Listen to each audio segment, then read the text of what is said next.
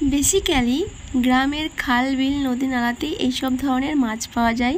এতে রয়েছে দু ধরনের মাছ। সাধারণত শিঙ্গি মাছকে আমরা গ্রামের ভাষায় জিওল মাছ বলে থাকি, আর ব্ল্যাক কালারের যে মাছগুলো দেখছো সেগুলোকে গড়াই মাছ বলে থাকি। সো তোমাদের এখন একটা ম্যাজিক দেখাচ্ছি। লবণ দেওয়ার সঙ্গে সঙ্গে শিঙ্গি মাছগুলো কিভাবে লাফাতে লাফাতে এক নিমেষে শেষ হয়ে যাবে। খুব খারাপও লাগছে, ওদেরও তো জীবন আছে, সেই জীবনকে এক নিমেষে শেষ করে দিচ্ছি। কি করব, উপরওয়ালা তো এগুলো আমাদেরকে খেতে দিয়েছে না, সেই জন্য এসবগুলো করতে হচ্ছে। খুব খারাপ লাগে সত্যি, কিন্তু কিছু করার থাকে না। কিভাবে ছটপট করছে, ছটপট করে প্রাণটা যাচ্ছে। অ্যানিওয়ে, তোমাদের যেটা বলছিলাম, শিঙ্গি মাছে তো কাঁটা থাকে, তাই জ্যান্ত কাটতে গেলে হাতে কাঁটা মেরে দিবে, তাই জ্যান্ত না কেটে এইভাবে লবণ দিয়ে মেরে দিবে, তারপর ছাই দিয়ে কাটবে। যে কোনো ছাই দিয়ে কাটতে পারো, কাঠের ছাই কিংবা গোবরের ঘুঁটের ছাই, যে কোনো একটা। ছাই দিয়ে কাটার কারণটা কি জানো? হাত থেকে স্লিপ করে পড়ে যাবে না, কাটাটা খুব ভালো হবে, খুব তাড়াতাড়ি হবে।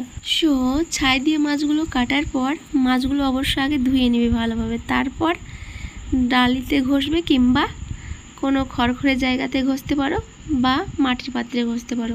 ওইসব জায়গাতে ঘষলে না দেখবে মাছগুলো সব সাদা হয়ে যাবে।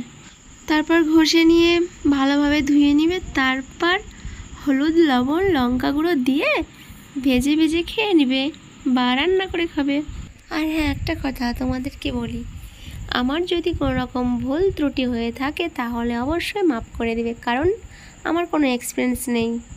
আর হ্যাঁ, আমার ভিডিও যদি ভালো লেগে থাকে তো অবশ্যই লাইক শেয়ার কমেন্ট আর সাবস্ক্রাইব করতে ভুলো না। Thanks for watching the video.